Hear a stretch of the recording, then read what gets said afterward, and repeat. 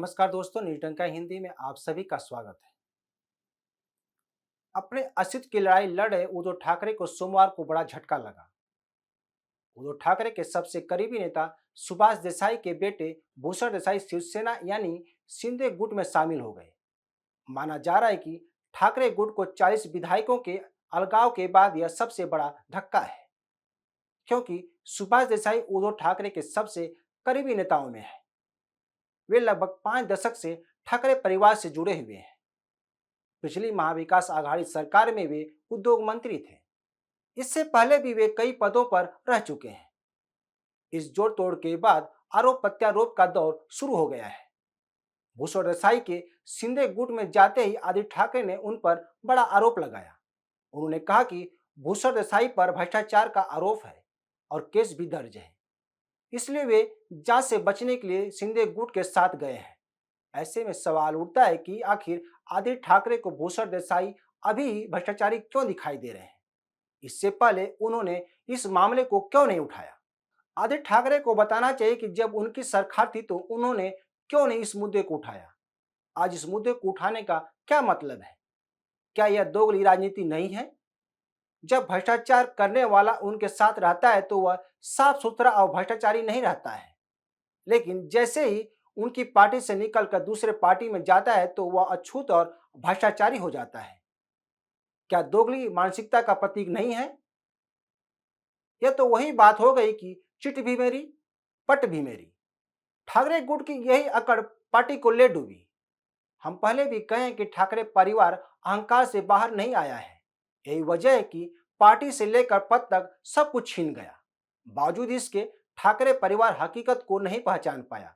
ऐसे में यह देखना होगा कि सुभाष देसाई कब तक ठाकरे परिवार के प्रति अपनी वफादारी निभाते हैं, क्योंकि उद्धव गुट के नेता लगातार शिंदे गुट के विधायकों को गद्दार कहते आ रहा है।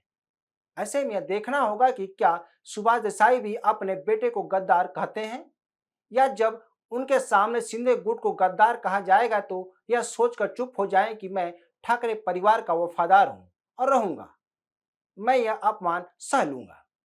हालांकि सुभाष देसाई ने अपने बेटे के शिंदे गुट के साथ जाने पर बचाव किया। उन्होंने कहा कि शिंदे गुट की शिवसेना में जाने से पहले भूषण राजनीति में सक्रिय नहीं थे। अगर अब वे शिंदे गुट के शिवसेना में शामिल हुए हैं तो मेरी शुभकामनाएं हैं। ऐसे में यह सवाल उठता है कि क्या सुभाष देसाई को अपने बेटे के फैसले के बारे में जानकारी नहीं थी? अगर जानकारी थी तो उन्होंने अपने वफादार पार्टी के साथ जोड़ने की जुगत क्यों नहीं की? क्या सुभाष देसाई भी मानते हैं कि अब ठाकरे गुट में भविष्य नहीं है? गौरतलब है कि भूषण देसाई ने सीएम एकनाथ शिंदे की मौजूदगी में पार्टी में शामिल हुए और शिंदे गुट की तारीफ भी की।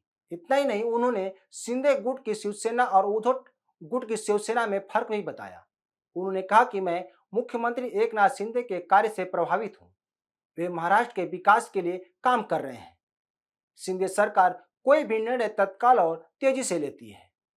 इतना ही नहीं, उन्होंने बाला साहब ठाकरे के विचारों को अनमोल बताते हुए कहा कि बाला साहब ठाकरे के असली विचारों वाली शिवसेना शिंदे गुट है और बाला साहब ठाकरे मेरे लिए भगवान है। उन्होंने कहा कि दोनों गुटों में जमीन आसमान का अंतर है। शिंदे गुट की सबसे अच्छी बात यह है कि वे महाराष्ट्र के विकास को तेजी से गति देने का काम कर रहे हैं। यही सबसे बड़ा फर्क है। इसके अलावा यह भी कहा जा रहा है कि ईडी से बचने के लिए भूषण देसाई ने शिंदे गुट का दामन थामा है।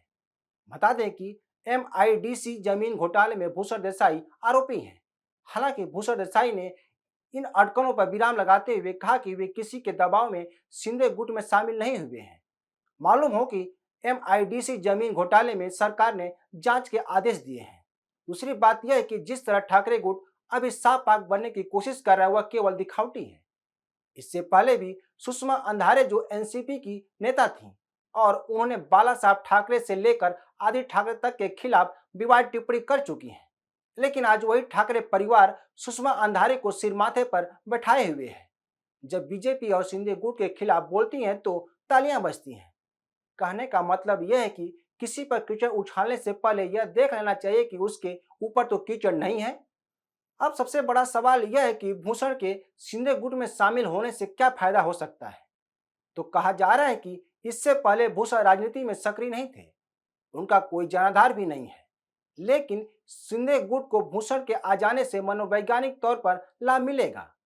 शिंदे गुट यह दावा कर सकता है कि अब उद्धव गुट में कुछ भी नहीं बचा है और सब यह मान रहे हैं कि हम ही असली शिवसेना है। एक तरह से यह कहा जा सकता है कि शिंदे गुट ने ठाकरे गुट पर मनोवैज्ञानिक बढ़त बना लिया है। वहीं माना जा रहा है कि आगामी विधानसभा चुनाव में भूषण देसाई को चुनाव में उतारा जा सकता है। हालांकि उनके पिता सुभाष देसाई विधानसभा चुनाव लड़ने से पहले ही इनकार कर चुके हैं। ऐसे में देखना होगा कि शिंदे गुट का दाव ठाकरे गुट पर कितना भारी पड़ता है और ठाकरे गुट इस दाव से कैसे निपटेगा। तो दोस्तों, आज के लिए बस इतना ही। इस वीडियो को शेयर, लाइक और कमेंट जरूर करें। ताजा खबरों के लिए न्यू डंका ऐप को डाउनलोड करें, हमारे यूट्यूब चैनल को सब्सक्राइब करें। धन्यवाद।